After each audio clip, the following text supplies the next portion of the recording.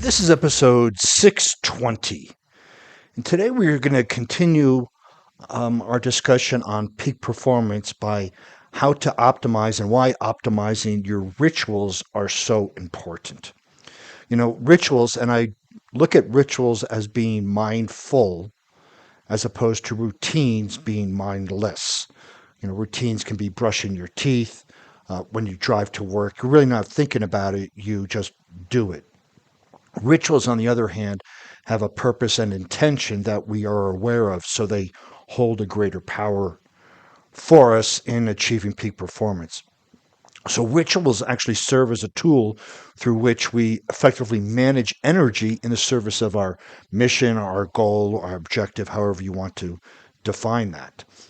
Rituals create a means by which to translate our values, our virtues, our priorities, and our strengths into action because the ritual is a container in which we utilize all the best parts of ourself.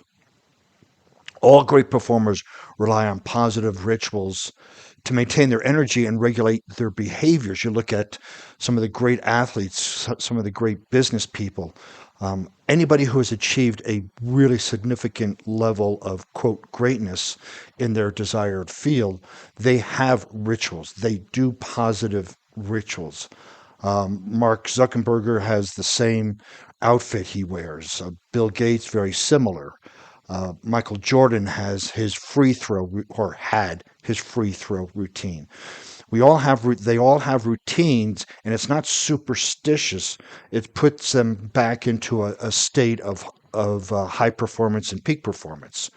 The limitations of consciousness and will and discipline are based in the fact that every demand on our self control draws on the same limited resource. That is, if we have one pool of will and discipline, and in there it's like a big lake, and out of there different rivers can come, and it depletes the whole thing. So one river could be your nutrition, one river could be your exercise, one river could be your emotional self-control. So the more of those that you have, it depletes from the same resource. This is why rituals are kind of like dams, if you will, that hold back this limited part of our will and discipline.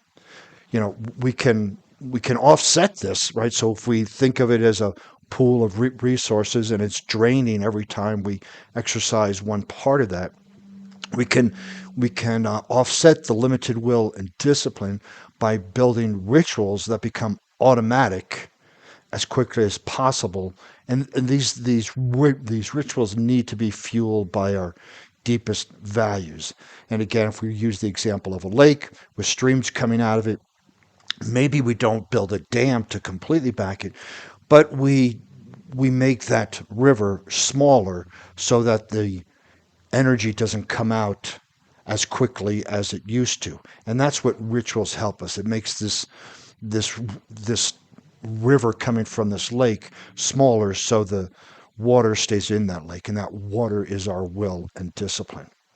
The most important role of rituals is to ensure effective harmony, balance between energy expenditure and energy renewal.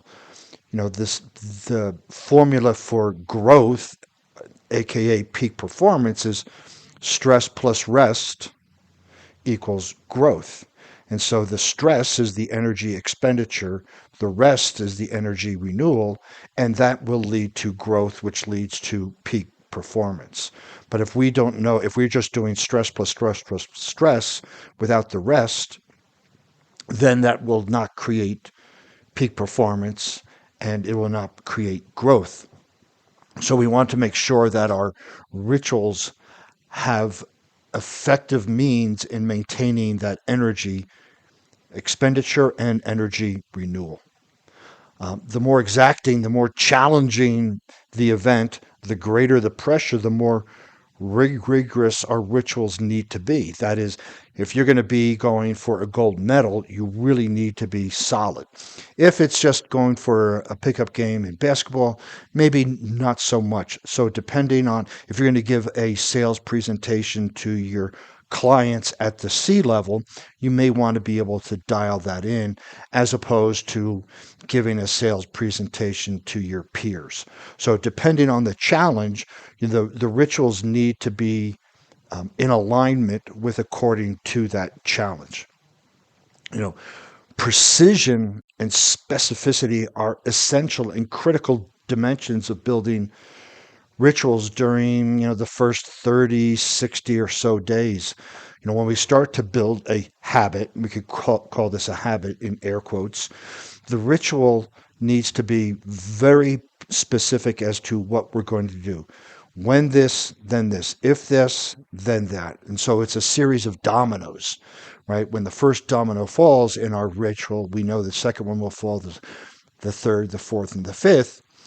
However, those first few weeks and months, we need to be essentially mindful of, okay, when I wake up in the morning and I put my shoes on, it means I'm going to the gym. When I go to the gym, it means I'm going to do strength training for 45 minutes, and then it means I'm going to stretch. So each event leads to another event, and that's basically a ritual if we are mindful of it and prepare it ahead of time.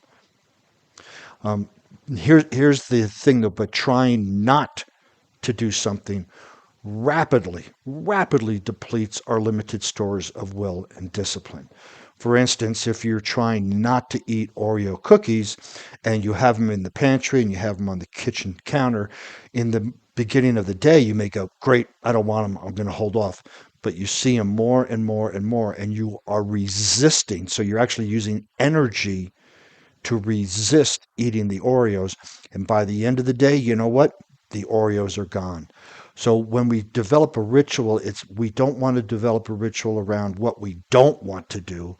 We want to develop rituals around what we do want to do and then create the environment to support it, such as if we wanted to eat healthy, we would not bring Oreos into the house. So what we want is to eat healthy, and we create the environment by removing all of the temptations. To make lasting change, though, we build serial results, not cereal like in Captain Crunch, but serial one after the other, like dominoes. And we're focusing on one significant change at a time. So the first domino may be creating the environment. The second is what you're eating. The third domino, as it gets bigger, is working out. The fourth domino increases. So we want to have this lasting change of just not one ritual, right? A single event is not necessarily a ritual. It should lead to other positive events that support the one before it. Here's some practices that you can consider. Think about the activities in your life that are most important to you, whether it's sales, relationship, nutrition, exercise.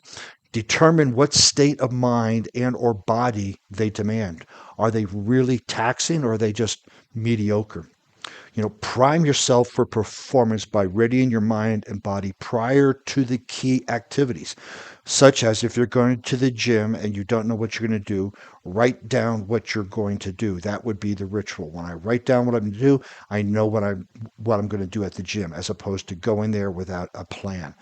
And this will help get your mind focused on what you're supposed to be doing. Test and refine the various priming techniques. Sooner or later, you're going to develop it if you stay with it.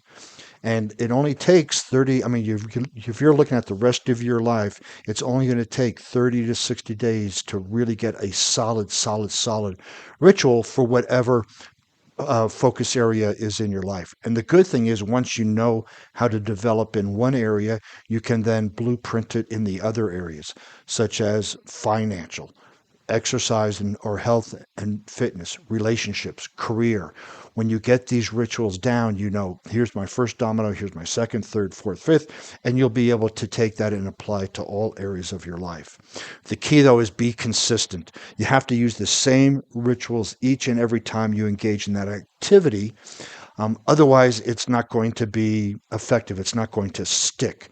So this is why we want to try, the first domino first. Okay, when I wake up and I put my shoes on, that means I'm going to the gym. Does that work? Can I wake up and put my shoes on, sneakers on, whatever you want to call it, every day? Yes. Okay, so that's a good one. And then you keep adding to it. When I put the keys in my hand, I know I'm going to the car. So you develop these series of events that when you put them together is a ritual to go to the gym.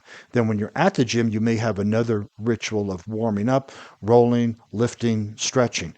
But those are things that when one thing happens, the next one is going to happen. Remember the impact of mood on performance. Positivity goes a long way. If you want to change your nutrition and you're like, man, I just hate to cook, I'm not going to do this. It's going to be tough. It's going to be really, really tough. And maybe you need to find a meal prep place that'll do it for you if you want to change your nutrition. Because if you're not positive, if you're not engaged in cooking and all the other parts of it, it probably won't fail. It probably will fail. So you need to have a positive attitude and attachment to that ritual that you're creating. Just keep in mind, it's up to you to determine the ideal state of your body and mind for the demands of your event or goal or objective, and to figure out the best way to put yourself in or very close to that state from beginning. So this is what we want to do. Here's my goals. Here's the state of mind I need physically and mentally. Here's the things that I'm going to do to prepare myself to get into that. And a great coach can help you with that. I can help you with that. But if you think about the events being a series of dominoes, what's the smallest thing you can do first that'll lead to the next, to the next, to the next? And this is ways of creating rituals to achieve your peak performance. If you'd like to see the show notes on this podcast, you can go over to warriormindcoach.com. You can listen to other podcasts, read some blogs, ask for an introductory consultation. And while you're on the internet, please follow me on LinkedIn, Facebook, Instagram, Pinterest under Warrior Mind Coach.